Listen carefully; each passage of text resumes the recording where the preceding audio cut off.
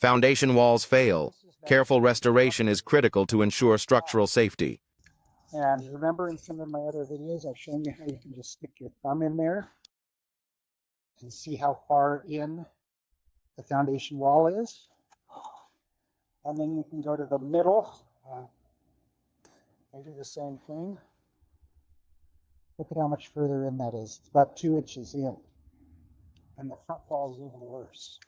So the danger is that the foundation wall is no longer holding up the house. And that's why in these cases, usually you have to straighten the wall to get where the load bearing is back on the foundation wall.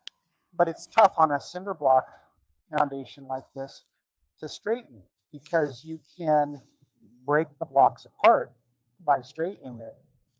So you have to excavate before you straighten, and you have to be very careful with straightening the wall.